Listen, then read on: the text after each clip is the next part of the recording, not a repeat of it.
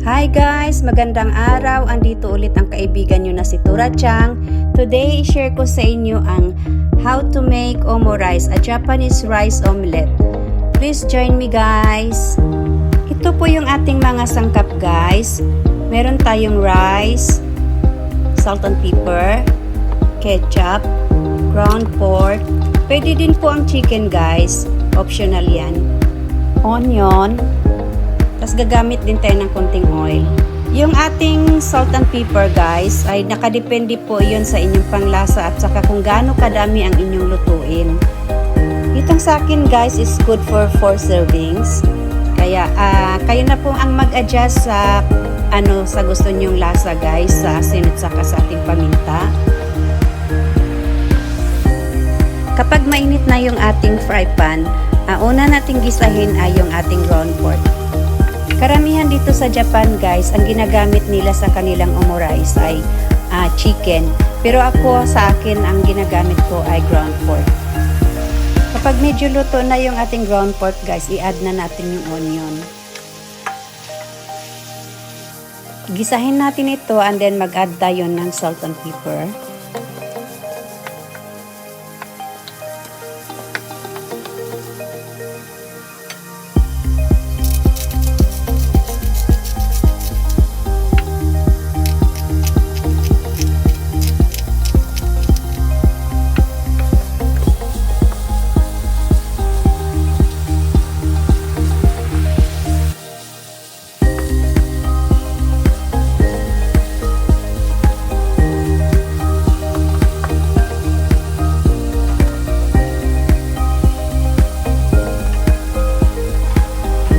Kapag luto na yung ating karne at sibuyas, ihalo na din natin yung ating rice.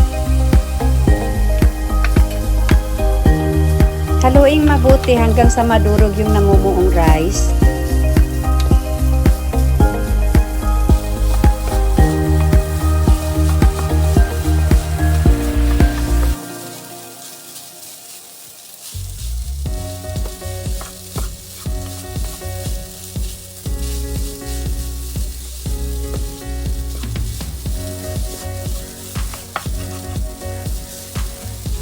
And then kapag halong-halo na po siya guys, ilagay na din natin yung ating ketchup.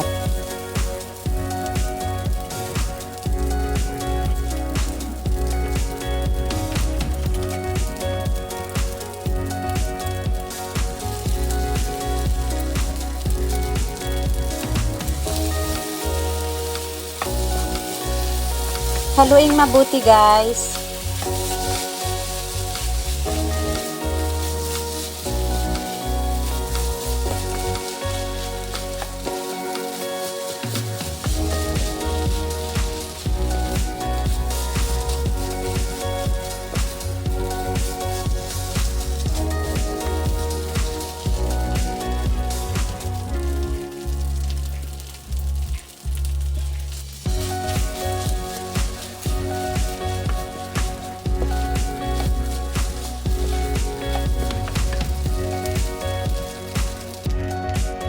Ayan, luto na po yung ating fried rice guys. Kaya isunod na natin yung ating egg. Gagamit ako ng ibang fry pan.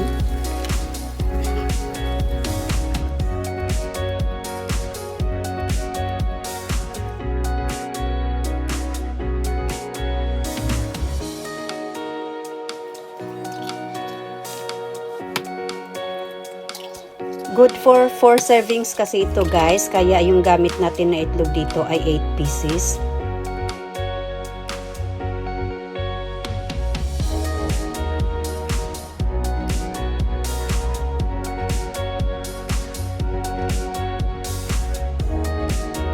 Mag-add tayo ng 1 tablespoon of milk sa ating eggs. And a pinch of salt. Light lang po yung paghalo ng ating itlog. Ganito po yung paghalo. Ganyan.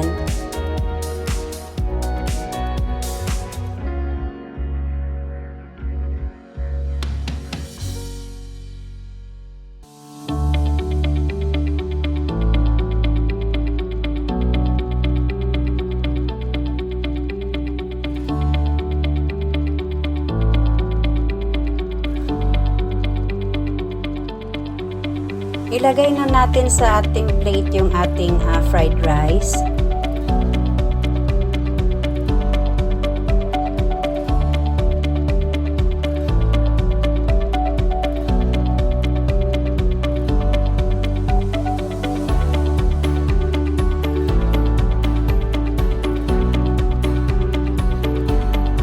Ang pagluto po ng omo rice guys ay kanya-kanya po ng style.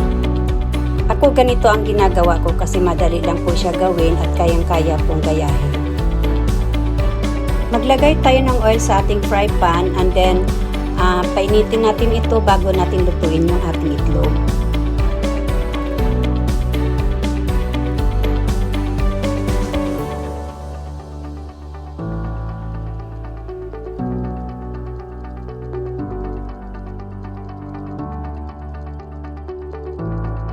Kapag mainit na yung ating fry pan guys, ilagay natin yung ating itlog. Ang style ko sa pagluto ng aking itlog ay half cook. Halu-haluin din natin yung itlog guys para pantay po yung kanyang pagkaluto at para hindi po siya masyado didikit.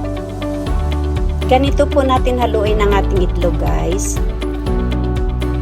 Bago pa matuyo yung ating itlog guys, yung half cook lang siya, ay patayin na natin yung apoy and then itapping natin ito sa ating fried rice. Ganito po. Ayan.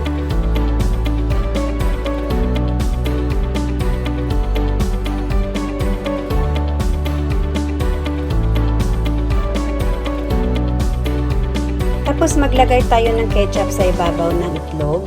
Ganyan po.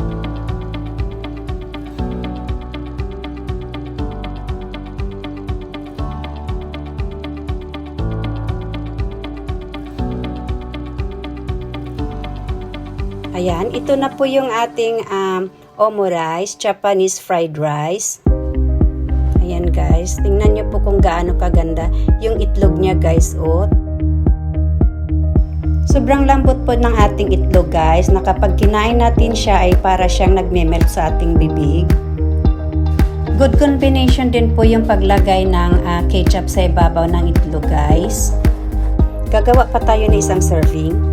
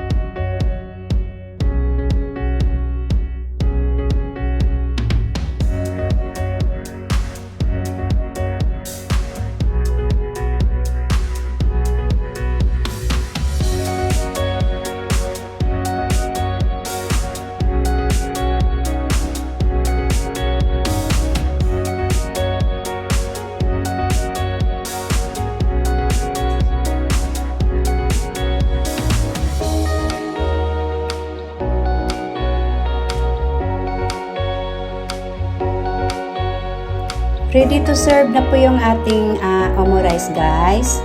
Kain na po tayo.